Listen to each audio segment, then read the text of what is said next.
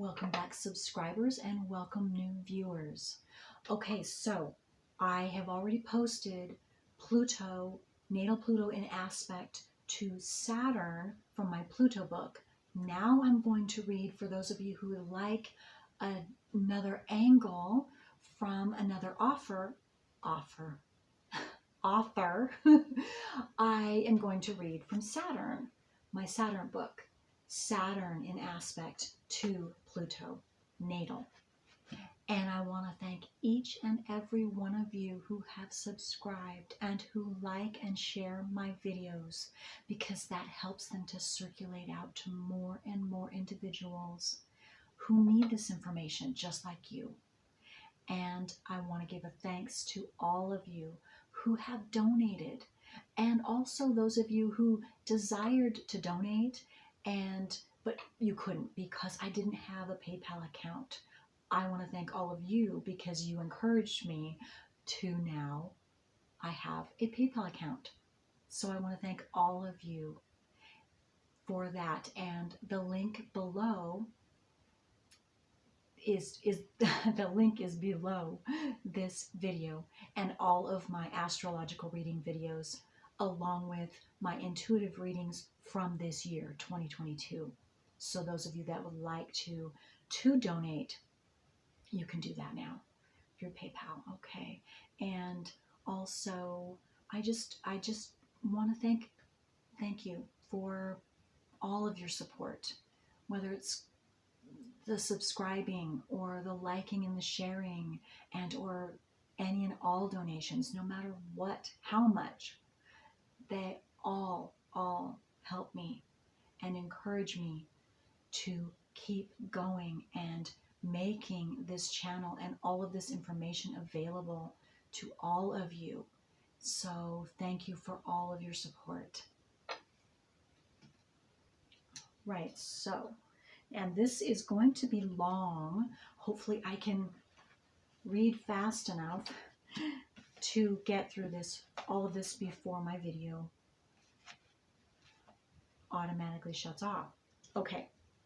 Natal Saturn in aspect to natal Pluto. If we are still a long way from being able to express Neptune without distortion, we are even further away from Pluto, who remains an enigmatic figure in both astrology and psychology. In myth, Pluto rules the underworld, and he has parallels in the myth and folklore of every nation and every race, regardless of the variations in the upper echelons of deity. There is always a god of the underworld who rules over the souls of the dead and the unborn, and his attributes are almost always the same.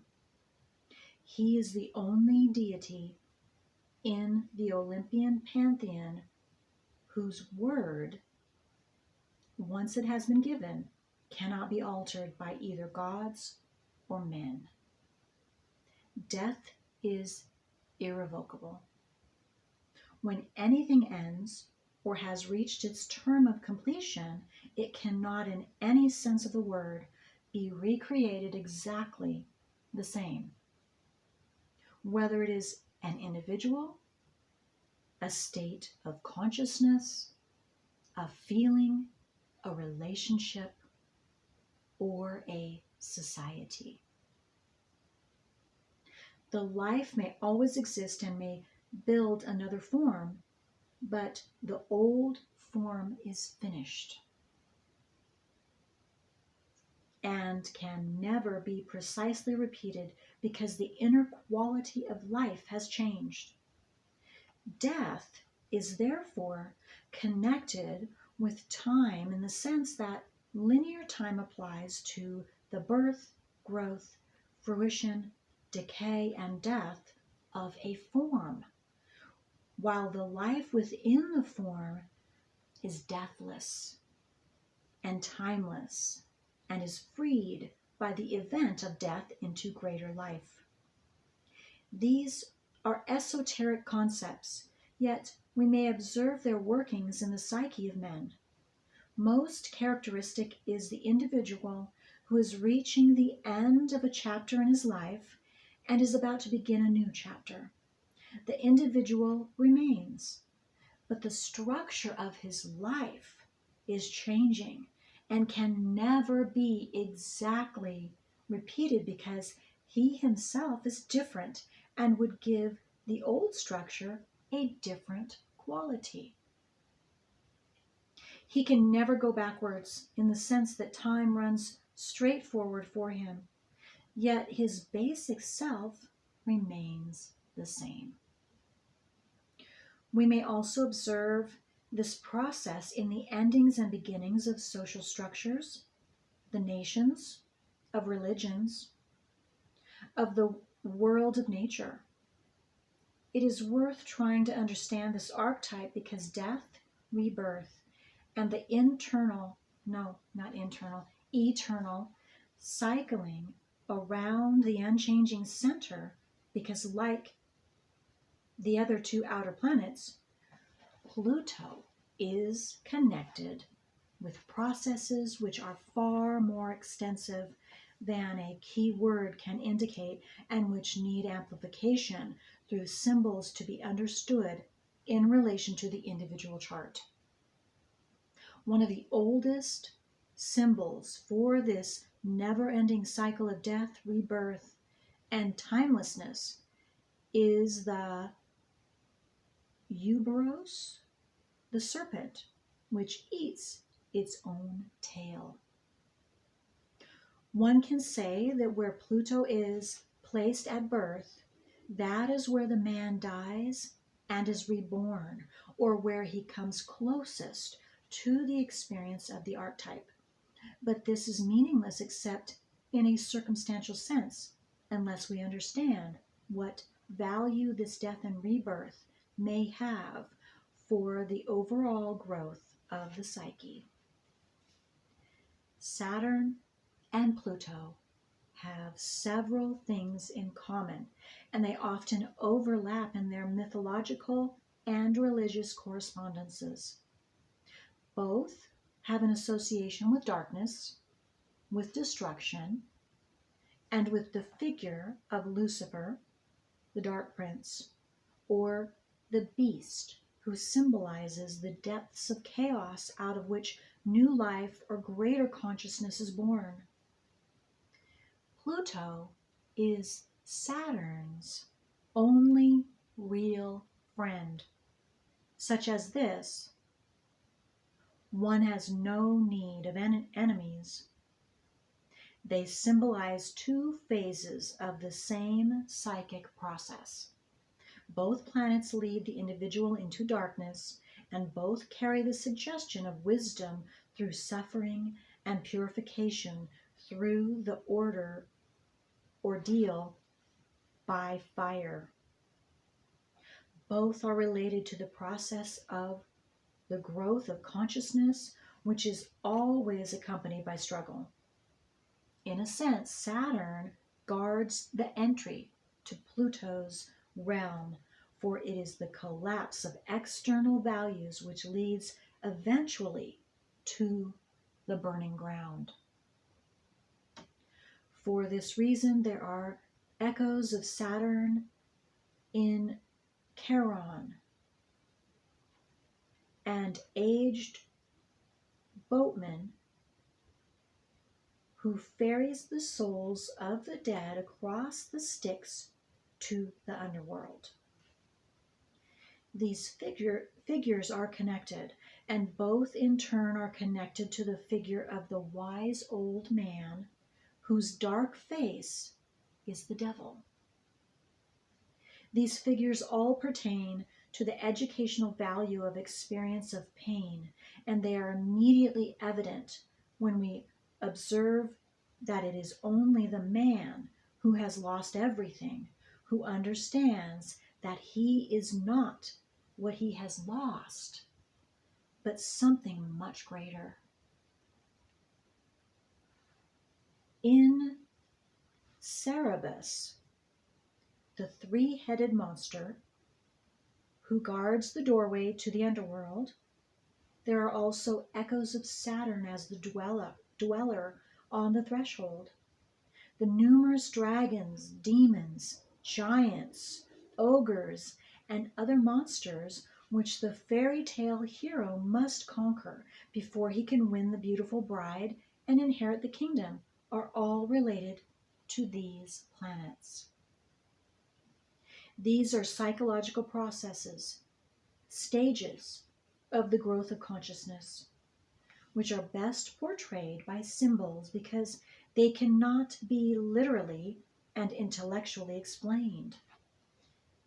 They are living processes, and the individual who has experienced them knows their reality, both subjectively and objectively.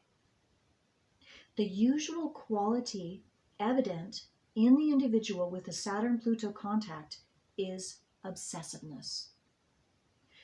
There often seems to be a carefully organized and deliberate movement towards some self-destructive experience, and the person may be fully aware of this obsessive movement, yet may not be able to control it. Pluto is connected with the feeling nature, as Neptune is, but it is a different aspect of feeling. While Neptune relates to shared feeling, ecstasy, or self-forgetfulness through unified emotional experience, Pluto seems to relate to the experience of growth through the destructive side of the emotion. Absolutely. Absolutely. There's often an element of enforced separation or loss, the irrevocable destruction of something deeply desired or loved. This may be an individual, but it may also be something more abstract, a cherished ideal, a belief, a way of life. The learning of detachment through pain often comes through Plutonian experience, for there is a tendency for the individual to become obsessed in that area of life affected by Pluto's position on the birth chart, particularly through desire.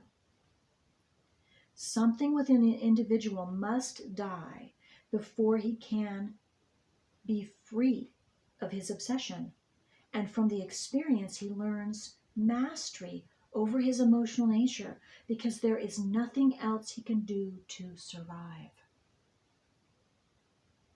When this process of self-mastery through an inner death is combined with the Saturnian inclination toward identification with form and subsequent disillusionment, isolation, and awakening, it will be apparent that where these two planets are in aspect, there is an opportunity for a great depth of self-knowledge and of consequent freedom.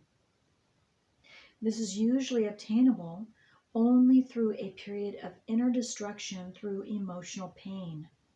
Something within the individual usually drives him directly into experiences which tear away everything he desires and which force him into self-examination until he is able to find a center which stands outside the world of emotional attachment. This may sound like a rather dramatic pattern, but people with Saturn-Pluto contacts do not lack drama. In some area of life, they exaggerate and amplify experience so that it is blown up to mythological proportions. Something of the magical or fated quality of collective experience creeps in. Here the person plays the hero, the handsome prince, the beautiful princess. Here he is possessed by the demon, the dark witch, the evil nature spirit. He is not only himself, but also the archetype. This is understandable if Pluto is remembered to have some connection with the collective unconscious. Saturn-Pluto contacts are considered to accompany a brooding, melancholy temperament, and there is apparently some association with suicide, or at least suicidal thoughts. The trines and sextiles do not appear to be any less productive of the intense introversion and loneliness which often accompany the quote-unquote hard aspects, although they are perhaps less compulsive. So the hard aspects are really going to go through it, and I know this personally. I had to experience it. And what this author is saying is that the sextile and trines, you will go through that too, but it's not going to be as harsh as those of us with the hard aspects. Okay. Unfortunately, the average individual does not always understand what is going on within himself and cannot see the roots of the obsessive pattern. Often, it is projected. That's important, viewers. Often it is projected, and it is someone else's obsession, which becomes the problem. So you project that onto somebody else and then blame them for the problem. And again, those of you that are relating to doing that, don't feel bad, because it's telling you that if you're not doing it yourself, you will be projecting that onto someone else. Okay, now you know where it's coming from. And that can be corrected now. So you can learn what it's here to learn and show you as an individual with this aspect. Okay. So often it is projected, and it is someone else's obsession, which becomes the problem. The urge is an unconscious one for many people who have these contacts, and the psyche seems intent upon driving the conscious personality into the burning ground with or without conscious consent and without help. This contact seems to concur with an intense independence. The individual usually senses that whatever is driving him, the value of his experiences is negated if he seeks too much assistance. Depression, feelings of despair, incessant self-probing are characteristics of Saturn-Pluto. These tendencies often occur only after the individual has first tried to overcompensate and to escape the challenge by living lightly on the surface of life. It is common to find this pattern for a while with Saturn-Pluto contacts, but it does not last very long. The psyche is directing itself toward an intense introversion and a journey into the depths. And if this direction is unconscious, it pulls the individual down through his pain, loneliness, or some kind of tragedy or great emotional shock, which he has drawn unconsciously to himself. The individual with Saturn-Pluto will usually not permit himself to get away with anything, and the easy glide through life is not for him. If he attempts to live this way, he violates his inner pattern and usually then goes through his ordeals. I definitely tried that. I tried to run away from my problems and not face them. And that's exactly what happened. No, I was pulling myself into those specific depths of hell experiences so that I was going to do whether I liked it or not. And that is what Pluto is all about. You're going to do this whether you die or not. If this kills you, so be it. And Saturn is right there with that stern authority figure over over your own self being strict and hard on you to go through these experiences that are necessary for each and every one of us that has this aspect, especially those in hard aspect. But there's something huge, huge to gain. I can absolutely tell you that. And I'm thankful now, especially for each and every one of those, because mine were life-threatening experiences that I had to go through. I was being driven because it was connected to my South Node specifically, and even Neptune. Neptune conjuncts my South Node in Scorpio in the 8th house. So very, very deep, very, very hard and death-defying, to say the least. Okay, so where was I at? Let's see.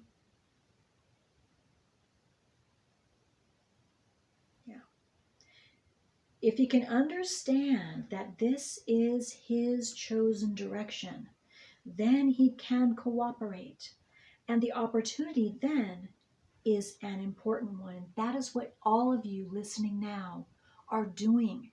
So whether this is the past, whether you're in the process, you are in the middle of this, or whether you haven't done it yet, this is making you consciously aware so you can go through these experiences happily, as best happily and joyfully. Well, it's not going to be happily and joyfully, but if you can go through them consciously or look back on those experiences that you've gone through, you will now see them in a different way, and you will be able to take what was needed for you to learn so you won't have to go through any of those experiences ever again.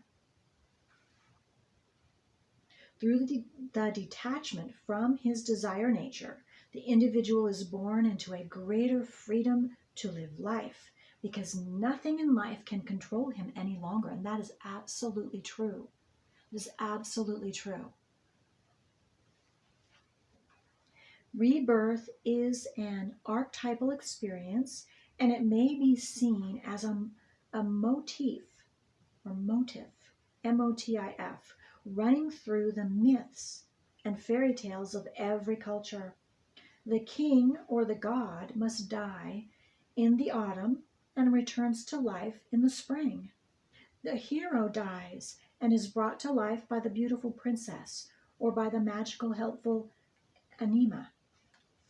Death is always necessary, for there is to be new life.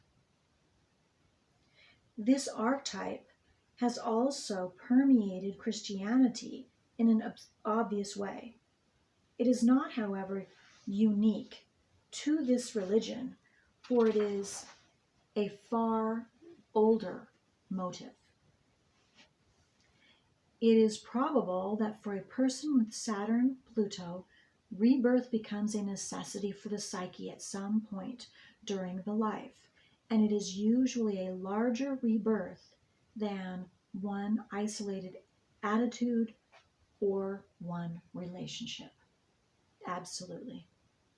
It is often the entire shell of the ego which is destroyed so that the person can develop a new center for his consciousness.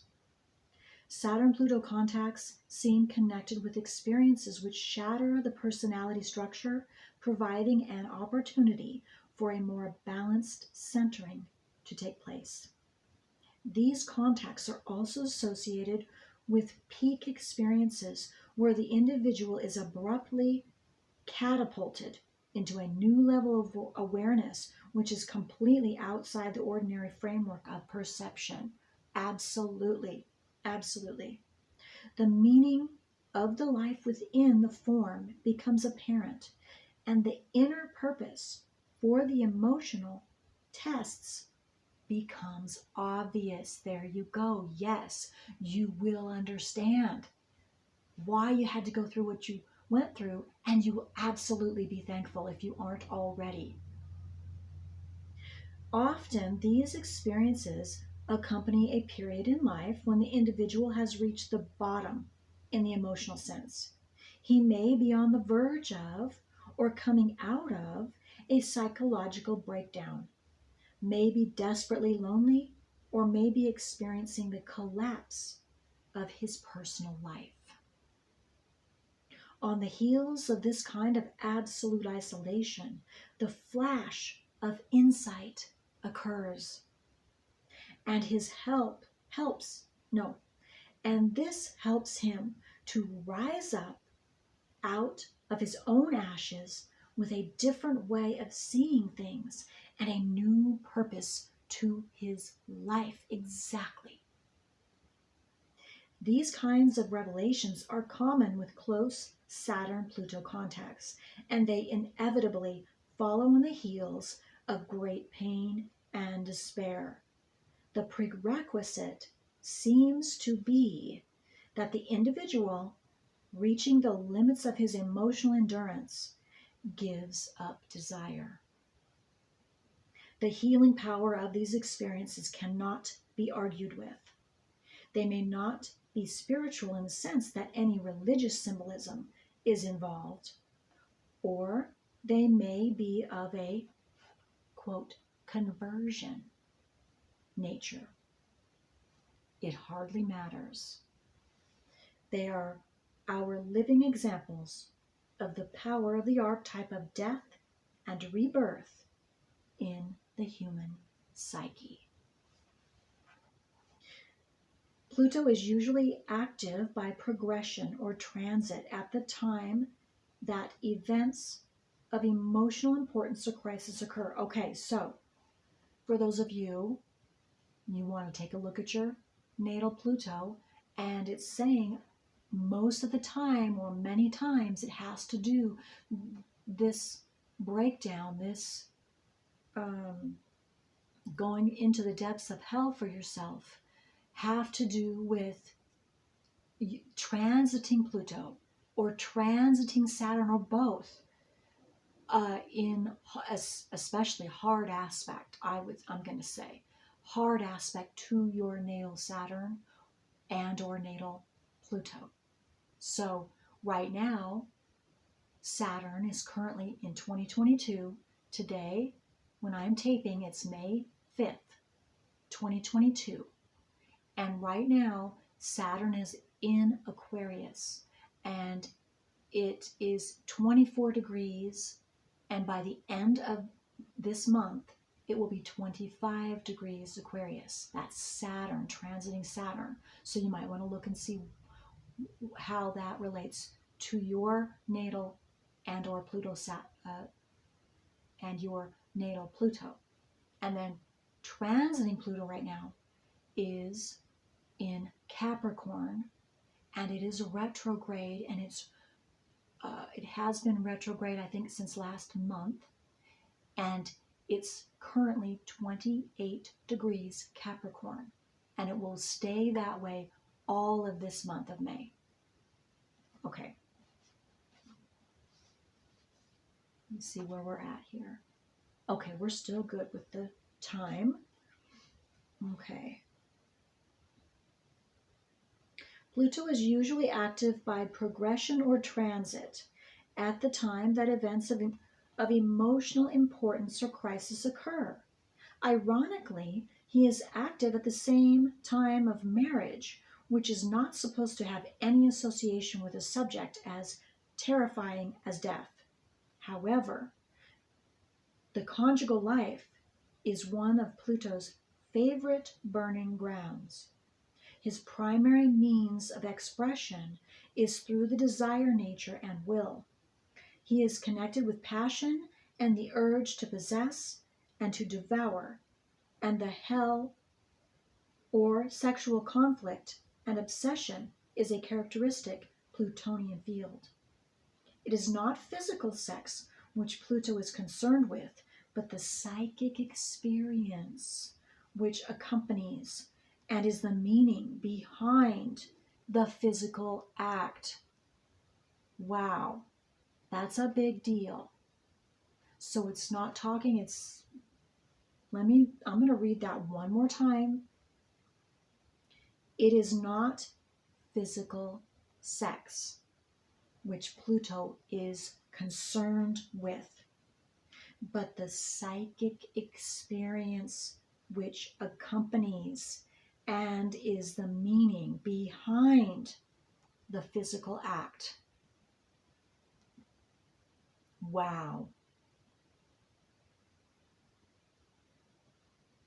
Wow. That is so true. That is so true. For this reason, the alchemists used the symbology of the act of marriage, sex, the act, physical act, because that's what truly in the olden days, it wasn't the certificate, the marriage certificate that you both signed. No, it was the point of when you became sexually, you had sex.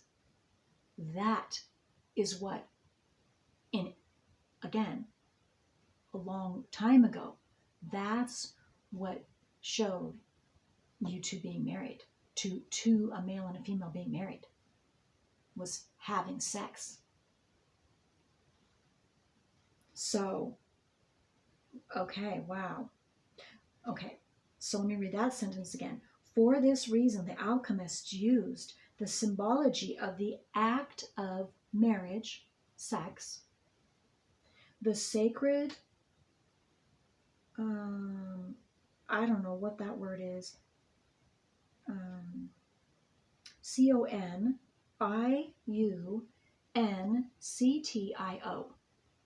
to describe the meeting between consciousness and the forces of the unconscious. And the sacred marriage in alchemy always preceded the stage of blackening, corruption, and death, which was necessary for the rebirth of the base metal as gold. Through the experience of merging with another, sex, merging with another, psychically, emotionally, spiritually, physically, mentally,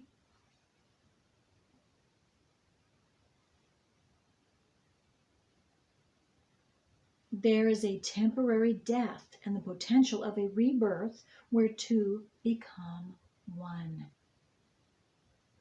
This is, of course, the ideal, but not often found in reality any more than the alchemists often found gold. In alchemy, the base material was called Saturn. The personality, with its confused mixture of warring components, some conscious and some unconscious, must go through the process of purification and death before it can yield the inner integration, the inner self, of which man's various God figures are symbols. Although Saturn-Pluto contacts are not personal, they often accompany intense emotional effects such as rage, impotence, jealousy, and frustration. The collective urge toward greater consciousness expresses through the individual in this way. It is helpful for the person with these contacts to understand his inner urges, for in ignorance he may overdo it and may destroy himself with unnecessary brutality.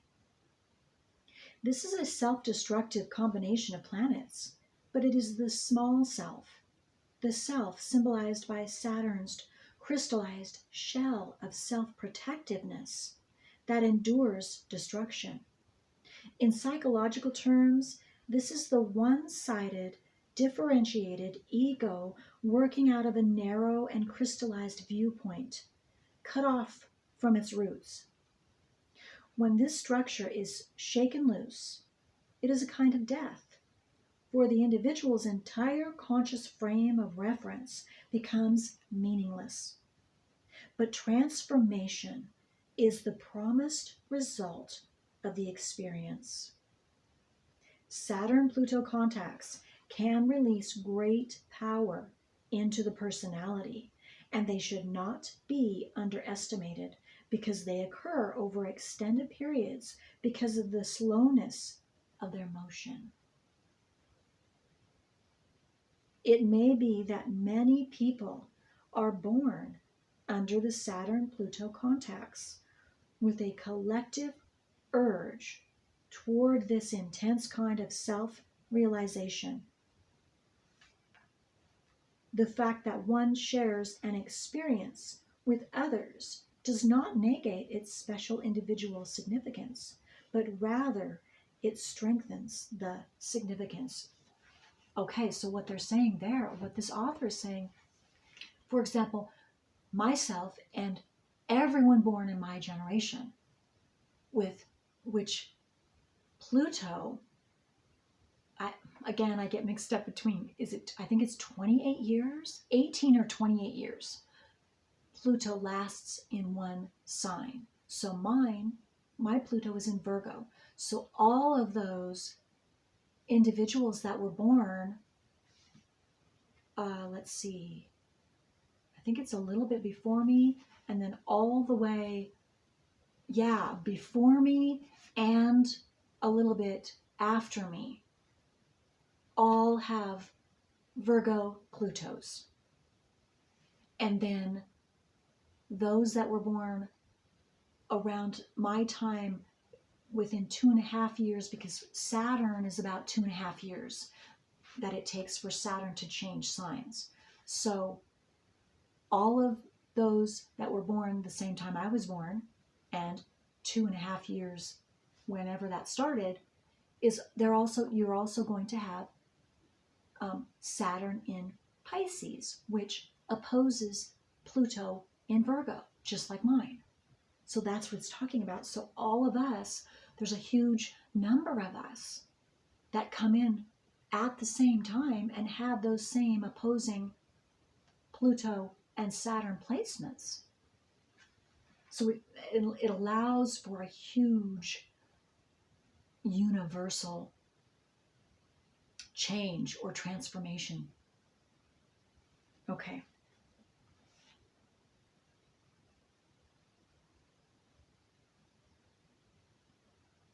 Saturn-Pluto contacts, in common with Saturn's contacts to the other two outer planets, seem to have some association with what we call insanity. It is probable that in order for an individual to possess the sensitivity which can contribute to genius, we must therefore open himself to the possibility of madness. For the essential sensitivity of the instrument is the same. So yes, we go through madness first. If we can go through it all, we're going to go through the madness, but we will end up with a sensitivity that is uniquely born, and it's a freedom-oriented sensitivity that we didn't have before going through whatever Pluto, Saturn put each one of us through.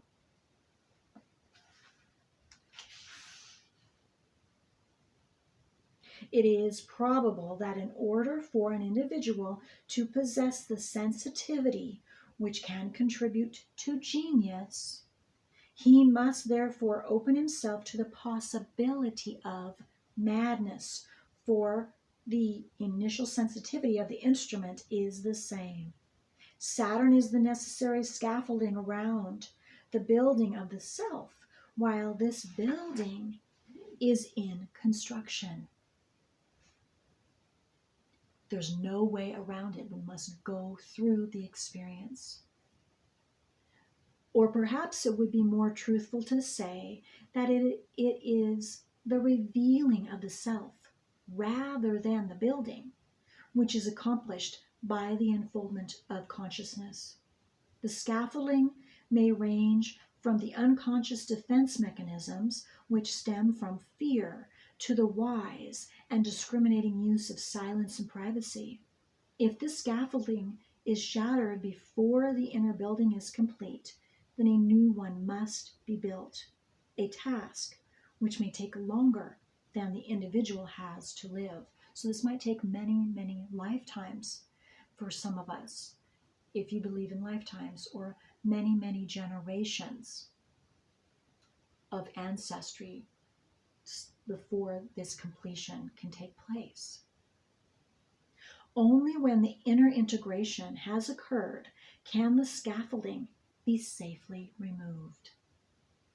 The contacts of Saturn with the outer planets appear to accelerate the process of growth because they lead the individual into experiences which have a collective and therefore powerful and transforming quality.